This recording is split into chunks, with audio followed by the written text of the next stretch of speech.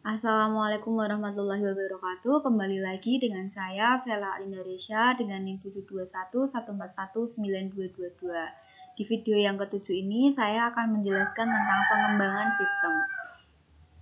Yang pertama, ada pendekatan sistem. Pendekatan sistem yaitu serangkaian langkah-langkah pemecahan masalah yang memastikan bahwa suatu masalah telah dipahami, solusi-solusi alternatif telah dipertimbangkan, dan solusi yang dipilih berhasil. Kemudian ada urutan-urutan langkah. Yang pertama ada upaya persiapan, upaya definisi, dan upaya solusi. Upaya persiapan merupakan menyiapkan pemecahan masalah dengan memberikan suatu orientasi sistem. Yang kedua ada upaya definisi, terdiri atas pengidentifikasian masalah untuk dipecahkan dan kemudian memahaminya. Yang ketiga ada upaya solusi, pengidentifikasian solusi-solusi alternatif, mengevaluasinya, memilih salah satu solusi yang terlihat paling baik, menerapkan solusi tersebut dan menindaklanjutkannya untuk memastikan bahwa masalah telah terpecahkan. Nah, ini merupakan tabel tahap dan langkah dari pendekatan sistem. Ada tahap 1, tahap 2, dan tahap 3. Kemudian ada siklus pengembang sistem, yaitu aplikasi dari pendekatan sistem bagi pengembang suatu sistem informasi. Kemudian ada SDLC tradisional. Nah, ini merupakan lingkaran dalam SDLC tradisional, yaitu ada yang pertama ada tahap perencanaan, yang kemudian ada tahap analisis, yang ketiga ada tahap desain, yang keempat ada tahap implementasi, dan yang kelima ada tahap penggunaan. Kemudian ada prototyping. Prototype adalah salah satu versi dari sebuah sistem potensial yang memberikan ide bagi para pengembang dan calon pengguna bagaimana sistem akan berfungsi dalam bentuk yang telah selesai. Proses pembuatan prototype ini disebut prototyping. Jenis-jenis prototype ada prototype evolusioner, yaitu terus-menerus disempurnakan sampai memiliki seluruh fungsionalitas yang dibutuhkan pengguna dari sistem yang baru. Kemudian ada prototype persyaratan, yaitu dikembangkan sebagai suatu cara untuk mengidentifikasikan persyaratan-persyaratan fungsional dari sistem baru ketika pengguna tidak mampu mengungkapkan dengan jelas apa yang mereka inginkan. Kemudian ini merupakan tabel pembuatan prototipe evolusioner, dan yang ini pembuatan prototipe persyaratan. Yang pertama ada mengidentifikasikan pemakaian, kemudian mengembangkan prototipe. Yang ketiga ada prototipe dapat diterima. Jika dapat diterima maka akan digunakan prototipe tersebut, tapi jika tidak maka kembali lagi ke awal. Nah, ini sama, kemudian dilanjutkan dengan mengkodekan sistem operasional, kemudian menguji sistem operasional, sistem dapat diterima, dan kemudian digunakan. Kemudian ada daya tarik dan potensi kesulitan prototyping. Daya tariknya yaitu membaiknya komunikasi antara pengembang dan pengguna. Pengembang dapat melakukan pengerjaan yang lebih baik dalam menentukan pengguna. Pengguna memainkan peran yang lebih aktif dalam pengembangan sistem. Kemudian ada pengembang dan pengguna menghabiskan waktu dan usaha yang lebih sedikit dalam mengembangkan sistem implementasi menjadi lebih mudah. Nah, ini potensi kesulitan dalam prototyping.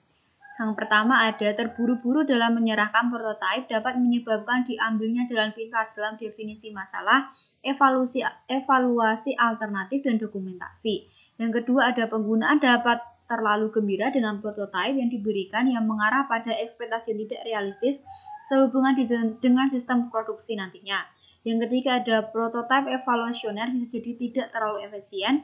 Yang kelima ada antar muka komputer manusia yang diberikan beberapa alat prototyping tertentu, kemudian kemungkinan tidak mencerminkan teknik-teknik desain yang baik. Ada pengembangan aplikasi cepat atau RAD. RAD yaitu Rapid Application Development, itu kumpulan strategi, metodologi, dan alat-alat terintegrasi yang terdapat di dalam suatu kerangka kerja yang disebut rekayasa informasi. Unsur-unsur penting RAD yaitu 1. Manajemen, kedua orang, yang ketiga metodologi, dan yang keempat adalah alat-alat. Nah, ini merupakan pengembangan aplikasi cepat. Yang pertama ada perencanaan, desain, terus waktu komunikasi, dan serah terima. Kemudian ada pengembangan berfase. yaitu suatu pendekatan bagi pengembangan sistem informasi yang terdiri atas 6 tahap, yaitu investasi awal, analisis, desain, konstruksi awal, instruksi akhir, serta pengujian dan pengembangan sistem. Nah, ini merupakan tahapan metodologi pengembangan sistem. Kemudian ada fase-fase modul, bisa dilihat dari tabel di sini.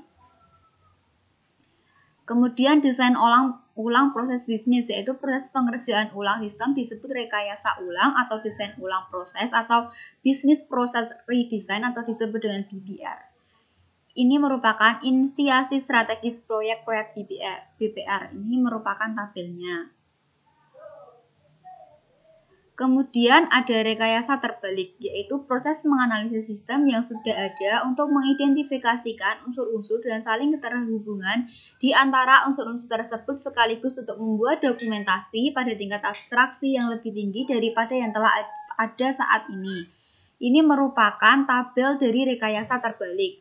Kemudian ada rekayasa ulang. Rekayasa ulang adalah merancang ulang sebuah sistem seluruhnya dengan tujuan mengubah fungsionalitasnya, akan tetapi ini bukanlah pendekatan yang bersih karena pengetahuan dari sistem yang ada saat ini tidak sepenuhnya diabaikan.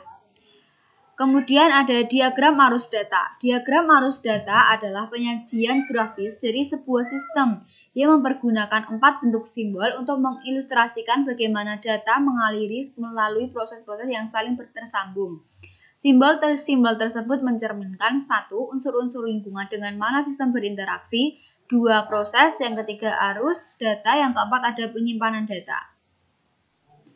Sekian video yang ke-7 saya. Apabila ada kesalahan, saya mohon maaf. Wassalamualaikum warahmatullahi wabarakatuh.